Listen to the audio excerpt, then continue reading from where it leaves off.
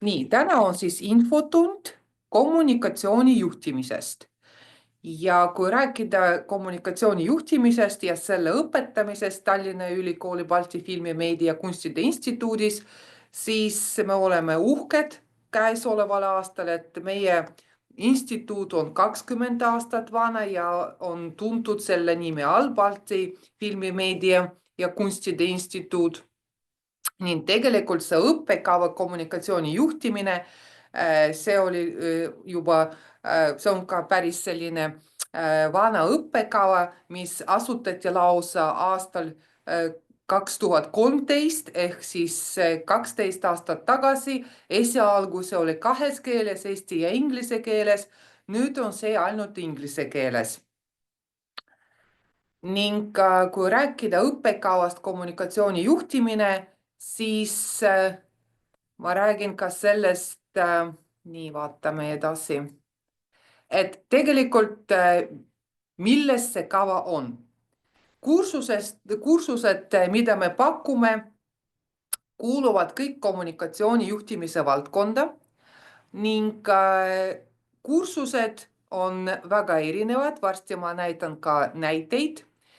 Ning tegelikult kogu selle õppekava idee, et oleks süstematiseeritud süsteem ehk siis süstematiseeritud teadmised kommunikatsiooniteooriatest. Et tegelikult kommunikatsioon ja just kommunikatsiooni juhtimine ongi läbiv teema ja selle kaudu on kõik kursused ka seotud. Et tegelikult kuna me räägime sellest, et kommunikatsioon on väga oluline oskus ning tegelikult ükskõik kus sa töötad, aga suhtlemine ning inimeste vaheline kommunikatsioon, ka kultuuride vaheline kommunikatsioon on väga vajalikud oskused, siis tegelikult seetõttu me ütlemegi, et õppekava keskmes on kommunikatsiooni juhtimine. Nii, et liigume edasi. No siin natukene infot, mis on hästi olulised, kui näiteks otsustada, et jah, ma soovin õppida kommunikatsiooni juhtimist, siis tegelikult seda peab õppima 2 aastat. Ja ma ütlen kohe, et minu arust tegelikult meie nominaalõppeplaan on väga paindlik.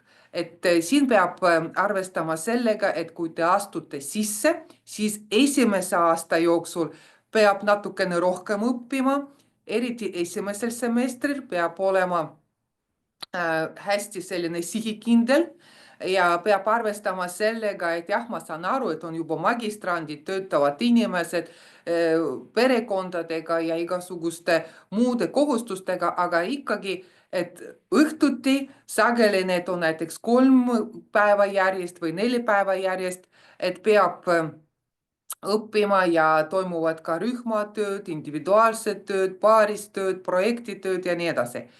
Kevadel see õpet jätkub ja tegelikult on ka kursused, mis on hästi olulised, aga samas kevadel võib mõelda juba rõõmsalt selle peale, et varsti tuleb teine aasta ja teisel aastal tõesti on võimalik juba nii-öelda vähem aega pühendada õpingutele, sest tegelikult toimub kas interdistsiplinaarne projekt, kus on siis juba rohkem mängus osaoskused ja siis hakkavad toimuma magistriseminarid, osa 1 ja osa 2 kevadel ja tegelikult teise aasta kevadsemester on üldse täielikult pühendatud sellele, et kirjutatakse magistritööd. Et kui töötada kenasti esimese aasta jooksul, siis tegelikult teisel aastal toimub ka erialapraktika muide ja teise aasta kevadel saabki rahulikult juba kodus istudes ja kohtudes oma juhendajaga tegelikult korraldada oma päevaplaani nii, et saab tööl käia ja siis näiteks kas õhtuti või siis mõnedel päevadel nädala jooksul kirjutada magistritööd. Nii, et see on siis, kuidas need 2 aastat näevad välja. Nüüd maksumus semestris on 2200 eurot ja siis seda, kas makstakse korraga aastane maksumus või semestri kaupa või siis semestris 4 korda. Õppevorm on sessioonõpe ja minu arust on see ka väga mugav, et tegelikult me õpime esmaspäevast neljapäevani alates kella 4 ehk siis akadeemilise veerandiga ja reedeti terve päev.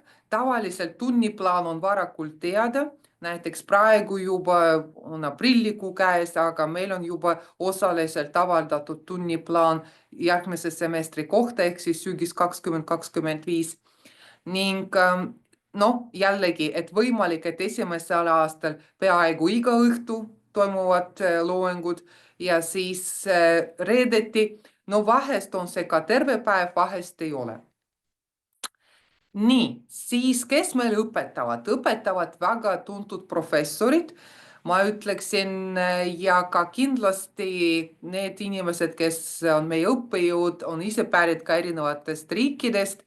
Ja kui me nüüd vaatame ka näiteid, mis on oluline? Oluline on see, et meil õpetab 5 tenuuri professorit. Professor Indrek Ibrus, kes on meediainnovatsiooni professor, professor Ulrike Roon, meediamajanduse ja juhtimise professor, professor Katrin Tiidenberg, osaluskultuuri professor, Maximilian Ših, kes on kultuuriandmete analüüsi professor ja mina olen kultuuridevahelise kommunikatsiooni professor.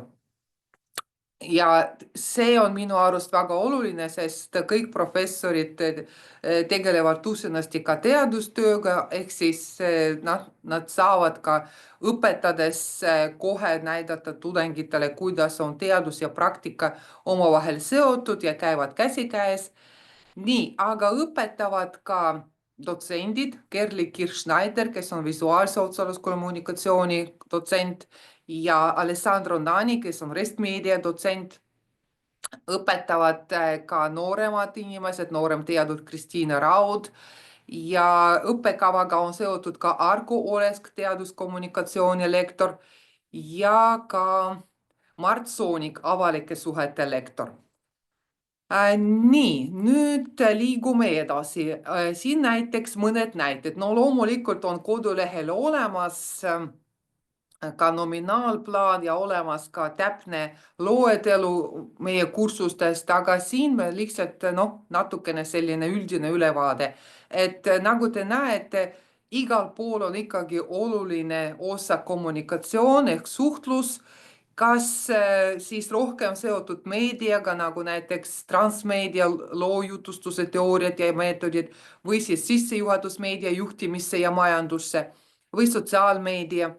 Või siis rohkem räägitakse sellest, milline on inimestevaheline kommunikatsioon või kultuuridevaheline kommunikatsioon ja ülipaljusus või rahvusvahelistumine, multikultuurilisus ja ärijuhtimise väljakutsed.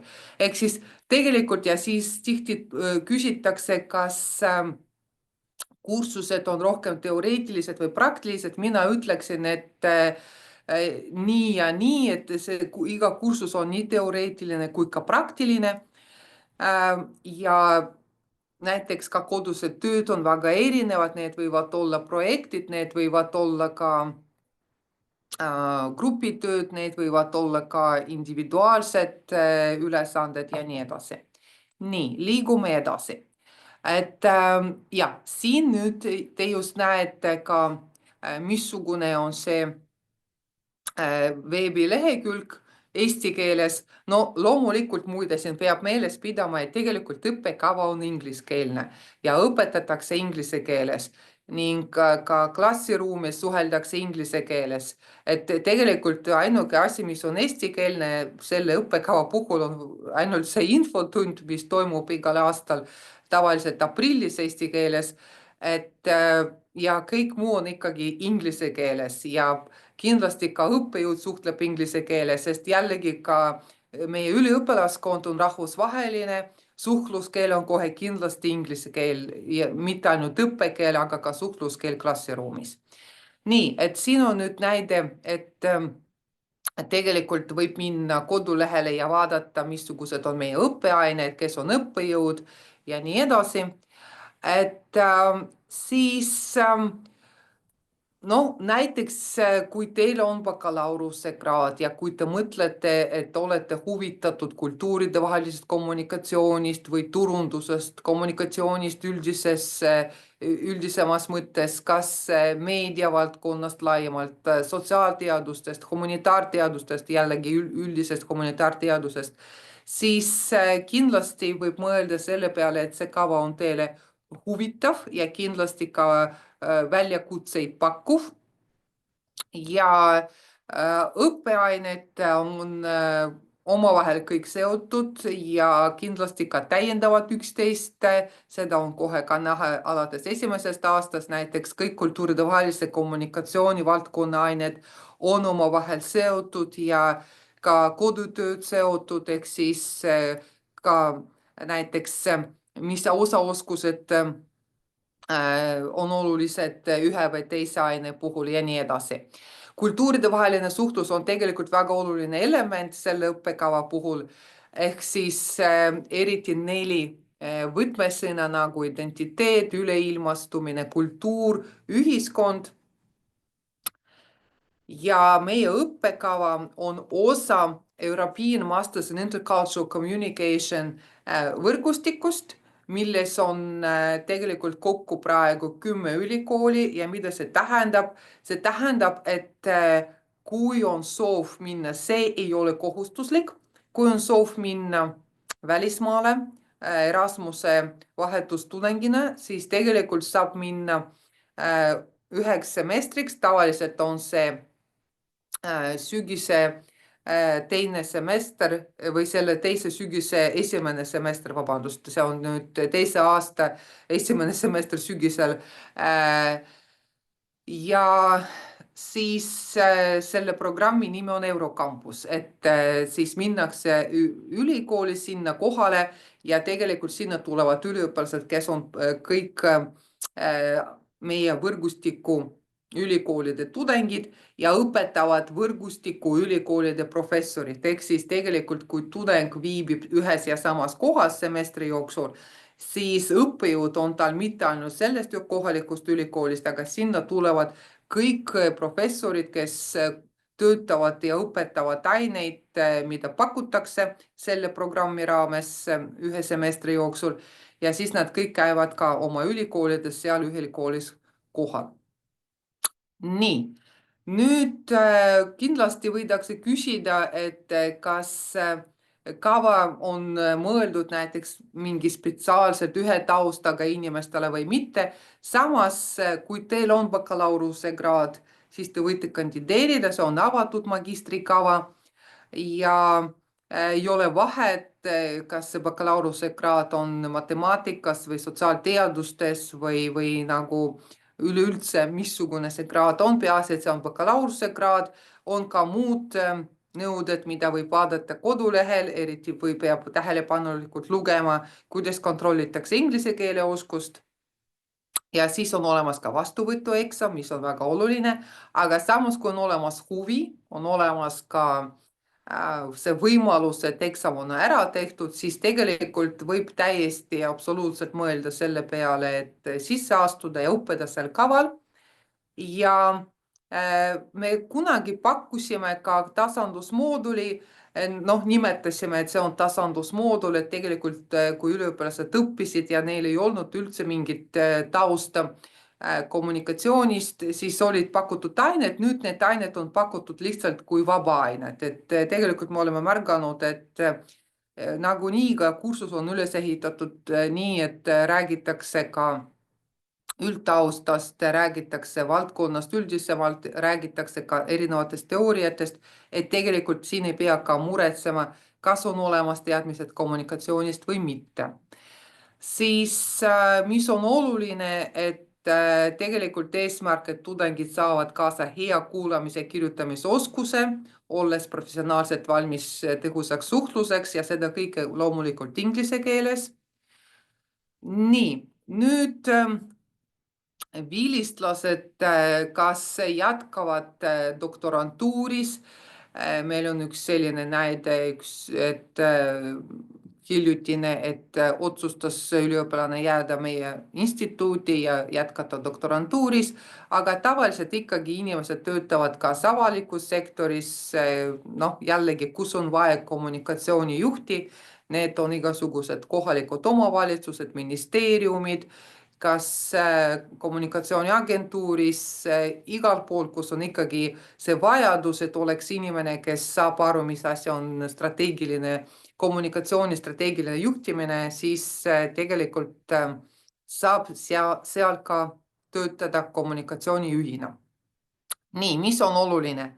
Siin on nüüd olulised lingid, ehk siis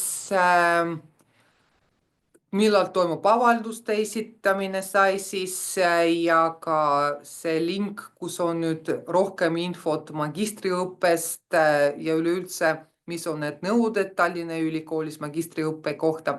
Aga kui nüüd rääkida konkreetselt, mida meie küsime, me küsime, et oleks kindlasti bakalaureusekraad, inglise keele oskus iseseisva kasutaja tasemel ehk siis B2 tasemel.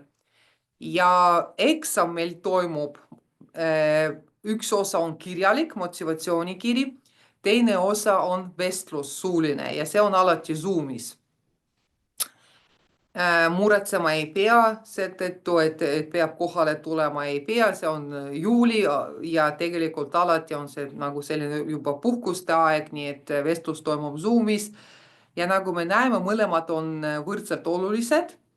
Ja jällegi siin on ka koduleht ja miks see koduleht on oluline, sest tegelikult meil kodulehel on olemas motivatsioonikirja kirjutamise juhend. Mida see tähendab, et tegelikult peab kindlasti minema meie kodulehele, kindlasti peab faili lahti tegema ja vaatama tähelepanelikult, mida küsitakse. Sest see ei ole lihtsalt mingisugune motivatsioonikiri, aga see on kiri kindla struktuuriga, kus on kindlad küsimused, kindlad ülesanded. Seal mitte ainult küsimused, millele saab lihtsalt vastata, aga seal peab ka tööd tegema, vaeva nägema, sest seal on ka üks selline ülesanne, mis tegelikult näitab, kas inimesel on olemas juba teatud oskused akadeemilise kirjutamise valdkonnas. Nii, mina ei räägi sellest, mis seal täpsemalt on, sest ma eeldan alati, et ikkagi minnakse ja leitakse, sest noh, jällegi siin on ka suuremas kirjas see link ja tegelikult kui otsida lihtsalt Google'dada, et communication management Tallinna Ülikoolis või kommunikatsiooni juhtimine Tallinna Ülikoolis, siis kergesti saab ka leida, mis info seal on olemas. Nii, nüüd kes on meie õppenõustaja ja õppespetsialist, on meie tubli Kriseli Apri, kes kindlasti vastab küsimustele, siin on ka meiliaadress ja telefoninumber, mis on ka kodulehel olemas. Ja siin on nüüd ka minu meiliaadress, et minule võib ka kirjutada. Ja nüüd ma vist enam ei jaga ekraani, aga minuga koos on ka Mattias. Nii, Mattias, kas te veel olete siin? Ja, olete siin. Et ühesõnaga, äkki teie räägite nüüd, te olete nüüd juba teise aasta tudeng, et missugused on teie kogemused ja ka see, mida ma rääkisin, vastab tõele. Et tõesti, et tunniplaan paindlik ja nüüd juba teine aasta lõppemas, kas ikkagi õnnestus korraldada oma aega nii, et te tegelesite magistritööga nüüd kevadel ja lähete kaitsmisele maikuus või kuidas lood on? Jaa, mul on siin veidi taustalugu ka, et kuidas ma üldse jõudsin selle erialale. Tegelikult oligi mõte see, et ma nagu kuskil välismaal õppima sealt minna ei tahtnud, aga samas ma tahtsin arendada oma oskusi rahvusvahelises kontekstis. Ja siis ma leidsin selle Tallinna Ülikooli kommunikatsiooni juhtimise eriala, et mu professionaalne pool on ka tihedalt kommunikatsiooniga seotud. Ja siis ma nägingi seal võimalust arendada siis seda kommunikatsiooni juhtimise poolt, et mine tea, võib-olla kunagi on tarvis, ma ei tea, avalikes suhetes, mis iganes kuidagi paremini oma tööd teha, et kindlasti see kraad seda ka aitab ja seda ma ka praegu näen. Et mida ma ise selle õppekava puhul on näinud, et tegelikult tasakaalustab selle teooria ja praktilise poole ära, et ta tegelikult aitab omandada siis teadmisi, mida saab nii-öelda kohe enda töös nii-öelda rakendada, et seda ma nii-öelda enda igapäevas näen. Ja tegelikult õpperühmad on niisugused parajas suuruses ka, inimesi on igalt maakera otsast, et kui ma mõtlen kas või enda nii-öelda grupi peale, siis tegelikult inimesi on Lõuna-Ameerikast, on Aafrikast, on Aasiast, on ka siit samast Euroopast, mis iganes, tegelikult igast maailma otsast, aga samas need grupid on parajalt väiksed, et nii-öelda õppejõud saab ka nii-öelda individuaalseks jääda õpetamise poolel, ei ole sellist, et inimesed istuvad rivis klassis ja nii-öelda selline uimine käib, et tegelikult sihuke hästi personaalne lähenemine. Mis ma siin veel endale kirja olen pannud, jah, et nii-öelda see aja ja selle poole pealt tegelikult jah, et saab täitsa edukalt nii-öelda täiskohaga töö kõrvalt õppida, ei ole mingeid probleeme. Lõputöösega kenasti praeguseks saada valmis, et jah, siin mõned hetked on olnud sellised veidi kiiremad ja keerulisemad, arvestades ka, et siin hiljuti oli perelisa, et jõuab kõik asjad nii-öelda ikkagi ära ka ajada, et kõik on nii-öelda enda tahtmist kinni kokkuvõttes. Et äkki teil endal on mingid küsimused, mida meil vastaks? Ja, et tegelikult see on väga hea küsimus, et kas on küsimusi, et palun, kui juhtus äkki nii, et ei saa küsida, ei saa kasutada mikrofoni, kirjutage chati.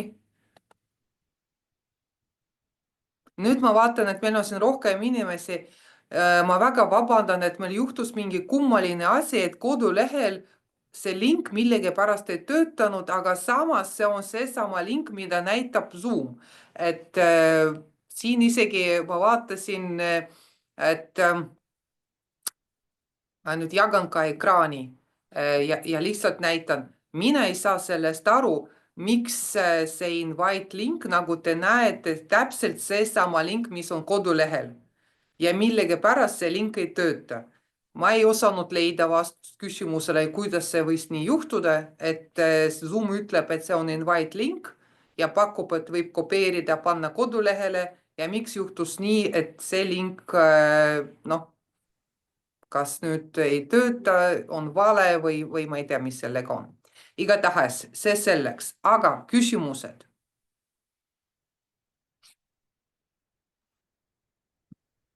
Nii, tere, ma küsin Ja, siis, tere. et mitu magistranti või õpilast te järgmine aasta vastu võtate?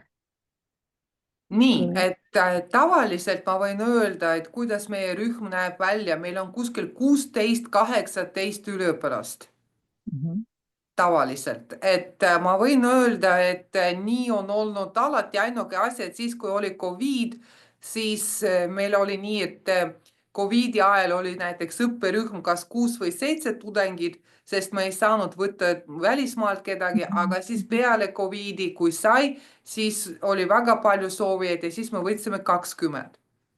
Aga tavaliselt, kuidas meie õpperühm näeb välja, et need, kes on kommunikatsiooni juhtimise magistrandid, kas neid on umbes 16, aga lisaks võivad tulla ka need, kes on Erasmuse vahetustudengid, võivad tulla ka need, kes on välisüliõpilased, aga nad näiteks õpivad midagi muud ja siis nad võtavad kommunikatsiooni juhtimise õppekava aineid, kui need on vabaained või siis lihtsalt huvi pärast soovivad midagi õppida.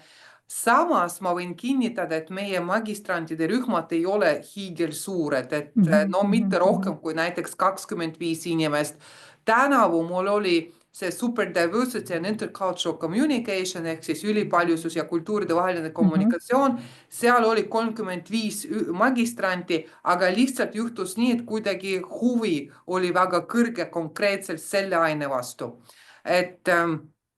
Aga samas, see on ka minu arust väga huvitav, et kui sinuga koos õpivad magistrandid teistest instituudidest ja kes õpivad teistel kavadel, siis ikkagi see on ka sotsiaalne võrgustik ja see on ka lihtsalt selline võimalus suhelda, sest jällegi ma kordan, et õppekeel on inglise keel ja ka suhtluskeel inglise keel. Nii et kui kava on ingliskeelne ja lubatud, et see on ingliskeelne, siis see on ikkagi ingliskeelne. Nii, aga kas on veel küsimusi?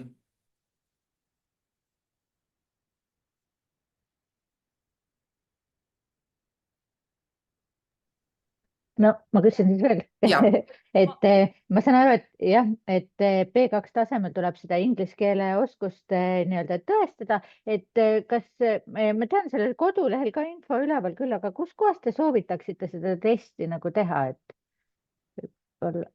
või ongi lihtsalt vaatan sealt kodulehelt kõige mõistlikum? nii, see on tegelikult hea küsimus, aga ma arvan, et nii, aga vaatame koos. Kui meil on nüüd, sest mul on kahjuks, et Krisel ei oskaks küll kindlasti sellele vastata, aga nii, kommunikatsiooni juhtimine, mis meil on siin öeldud, et meil on siin öeldud vastuvõtt, nii, inglise keele oskus iseseisva kasutaja B2 tasemel, nii.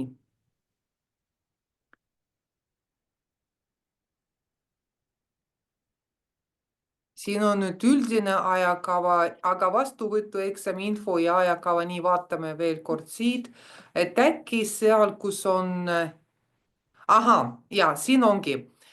Inglise keele oskus vähemalt B1 tasemel vastavalt võõrkeele oskuse tõendamise tingimustele ja korrale. Nii, no vaatame, mis need tingimused, ja neid on väga palju, nagu me näeme lausa 6 lehekülge. Nii. Et see on kas siis Tallinna see on nüüd eesti keele test, vabandust, ja nii vaatame kohe kuskil olemas kindlasti ka inglise keele oskuse tõendamine, nii see on B1 tasemel, B2 tasemel, ja siin on ka olemas kõik need, nii, siin on igasugused testid, et tegelikult ma nüüd, et ühesõnaga ma panen chati, kus on nüüd see vastuvõtt, et tegelikult ma näitasin ka, et see on väga oluline lehekülg vastuvõtu kohta ja siit lihtsalt peab minema sinna, kus on nüüd vastuvõtueksami info ja ajakava ja siin on olemas ka inglise keele oskus vähemalt B2 tasemel vastavalt. Panen ka chati. Ja siis kohe saab minna, sest siin on väga palju infot tegelikult. Mis need erinevad, aga vähemalt, mis on hea, Tallinna Ülikooli keeletest, see on väliskandidaadidele, nii, aga nüüd hea küsimus, nii, nii. Ma võin tegelikult selle testi koha pealt veidi nii-öelda kaasa rääkida. Ise ei pidanud seda testi tegema, sest tegelikult mingist ajast alates nii-öelda keskkooli lõpetades nii-öelda, kui sa saad selle eksami mingisuguse kindlad punktid, saad nii-öelda selle taseme kätte. Aga sama asja guugeldada, tegelikult saab, ei pea isegi nii-öelda koha peal mingisugust eksamit tegema, aga on erinevad nii-öelda asutused siis kes pakuvad seda nii-öelda, ongi nii-öelda, neil on õigus siis nii-öelda seda paberit väljastada. Ja see läheb siis nii-öelda sinna haridussüsteemi üles ja siis tegelikult selle saab üles laadida nii-öelda sinna TLÜ-süsteemi. Et tegelikult ei ole midagi keerulist. Kui sama asi Google'isse kirjutada, siis tegelikult tuleb seal kohe terve rodu erinevaid nii-öelda teenusepakkujaid vastu. Et see on tegelikult lihtne mure, mida lahendada. Minu mure on see, et ma olen väga vana, mu keskkooli värki võib-olla ei kehti enam. Ilmselt ei kehti mõne. Ja tegelikult jah, see midagi keerulist ei ole, jah. Okei, siis ma uurin seda. Olgu, aitäh. Ja. Nii, kas on veel küsimusi? Et võib ka chati kirjutada, kui on küsimusi, et võib-olla, kas mind on üldse kuulda? Ja, on kuulda, ja. Super, väga hea, tere, mina olen see hilineja. Ja ma tahtsin uurida võib-olla kõigepealt selle sama korraks veel õppekava, kuna me oleme kõik ikkagi täiskasvanud inimesed ja elame oma elusid ja tahaks lõpuks muidugi saada targaks, eks ju. aga peab muude asjadega tegelema, et Mattias, et sa ütlesid, et täistöö kõrvalt on võimalik seda programmi nii-öelda adekvaatselt täita ja ma ei saanud täpselt nagu aru ka, et kas see on siis esmaspäevast neljapäevani iga õhtu siis kella 4-st kuni siis mis kellaajani need loengud umbes võiksid olla. Vabandust, kuna ma olen 10 aastat tagasi oma bakakraadi kättekandega, ma ei mäleta, ma ei tea, kuidas see akadeemiline elu käib. Ja ka reedel, et ma ei saanudki aru, et kas reede on siis täispäevad või on poolikud päevad või vahel pole üldse või kuidas see, et see slaidis oli nagu täispäev kirjas.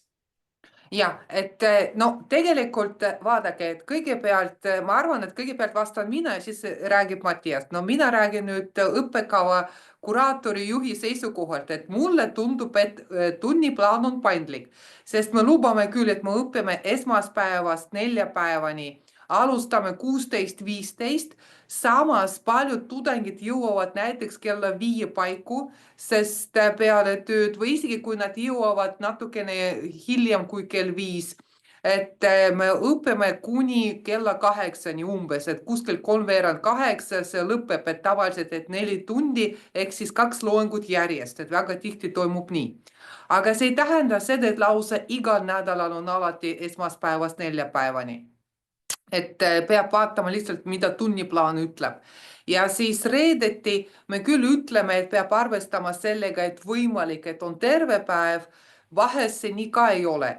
Et tegelikult siin jällegi, et oleks selline üldpilt, siis me ütleme, et esmaspäevast neljapäevani ainult peale 4 ja reede võimalik, et terve päev, aga siin peab vaatama täpsemalt, mida tunniplaan ütleb. Ja see on tegelikult ka ainult esimene aasta, sest teisel aastal jällegi ma rääkisin sellest juba, et toimub ka praktika, toimub interdistsiplinaarne projekt, toimuvad magistriseminarid.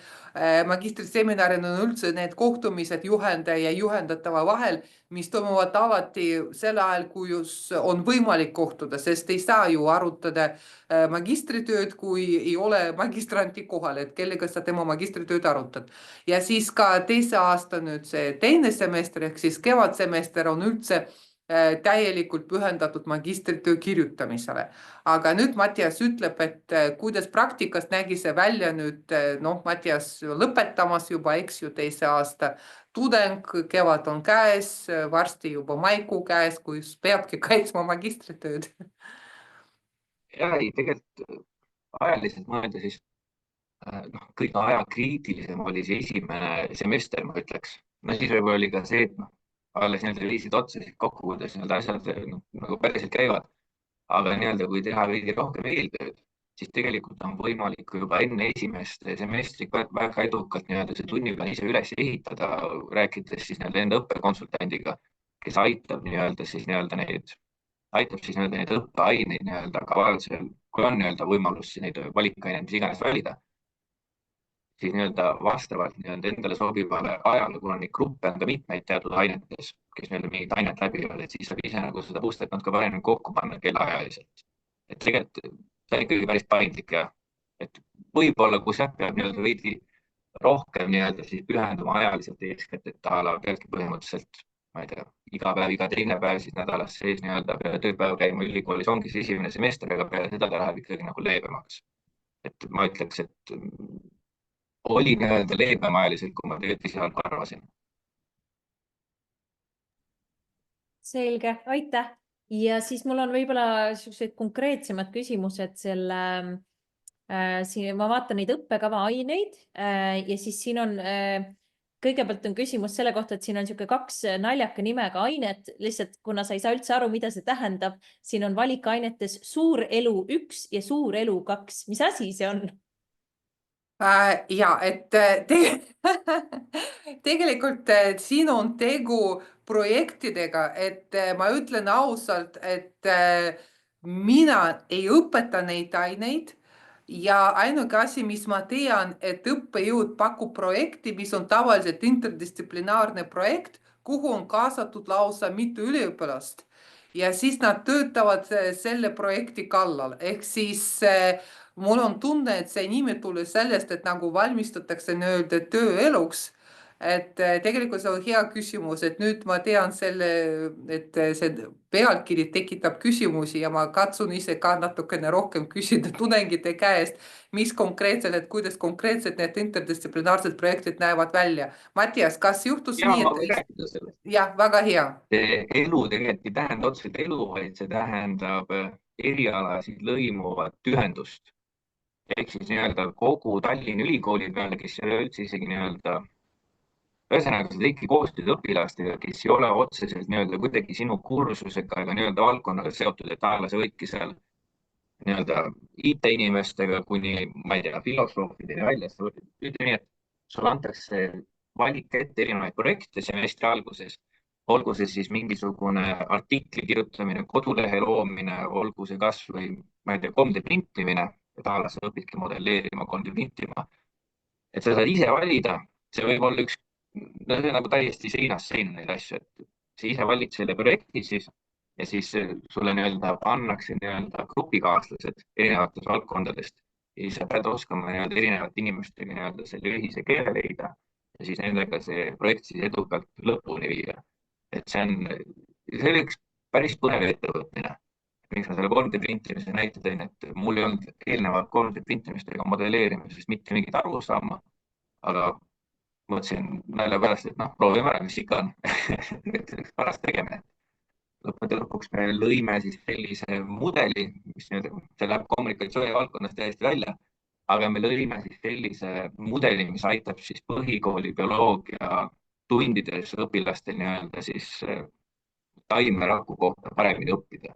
Et ta läheb nagu jah, meie valdkonnas täiesti välja, aga see on nagu selline võimalus, mis jah, et seal on ka projekte, mis on nagu otsesemalt valdkonnaga seotud, aga no see on nagu õpilas enda valida siis. Väga tuus. Peakski enda teadmisi laiendama. Ja siis korra tekkis küsimus ka selle, et on kohustuslikud ained, kus on erialapraktika ja siis on valikained, kus on välispraktika. Et kas sina oled neid teinud või kuidas see nagu väljendub? Kas sa saad seda siduda juba oma praeguse töökohaga või see peab olema või kuidas see määratakse sulle kuidagi, et jah. Jah, et siin ma pakun, et kõigepealt ma räägiksin sellest, kuidas mina õppekava juhina seda näen ja siis Mattias räägib oma kogemusest. Mina näen nii, et tegelikult kohustuslikud ained, see tähendab seda, et kindlasti peab läbima.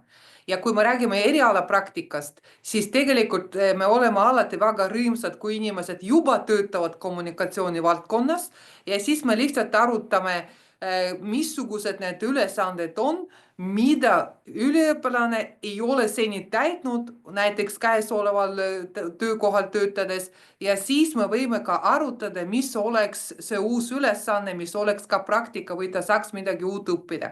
Kui üliõpilane ütleb, et ta ei taha siduda oma töökohaga, siis me otsime, vaatame muid võimalusi. Näiteks toimuvad rahvusvahelised konverentsid ja seal on võimalik olla kaasatud, noh ja nii edasi. Ja kui me räägime välispraktikast, siis tegelikult see välispraktika on üldse seotud Erasmusega. Meil on ju olemas Erasmus traineeship programm, ehk siis kui saad Erasmuse granti ja siis lähed vahetustudengina mitte õppima, aga sa lähed praktikale ja väga tihti just välistudengid hea meelega lähevad ja mida mina tean, et on võimalik isegi minna sellele välispraktikale siis, kui sa lõpetad, saad diplomi kätte ja siis suvel on võimalik minna näiteks 2 kuuks. Et täna, aga nüüd Mattias, räägi palun oma kogemusest.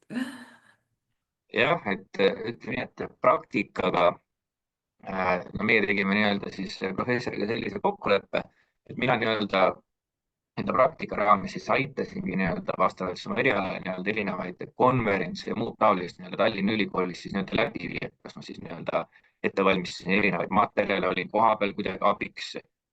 Välispraktika koha pealt ma kuidagi kaasa rääkida ei saa, sest seda mina ei valinud.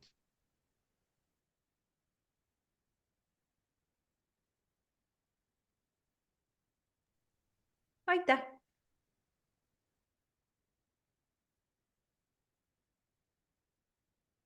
Nii.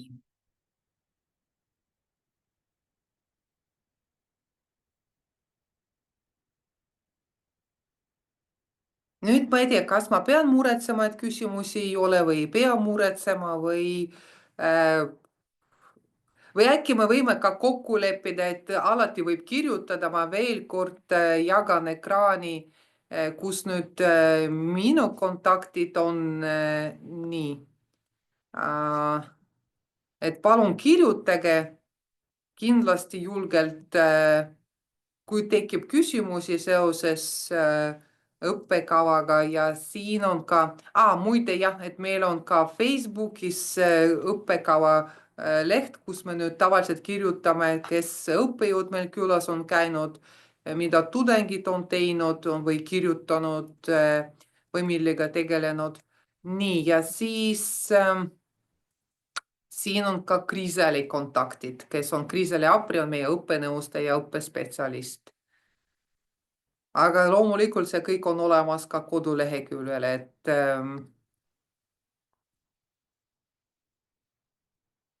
nii, et ma vist enam ei jaga ekraani. Nii, nüüd mis mul juhtus? Stop share. Jah, et ühesõnaga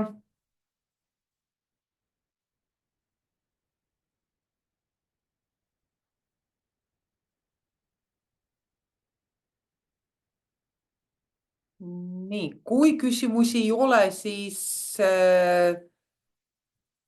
ma loodan, et huvi olemas kommunikatsioonijuhtimise õppekava vastu, aga see, et küsimusi ei ole, lihtsalt näitab, et võimalik, et kõik vastused on juba leitud või siis kas kodulehelt või äkki infotunni käigus.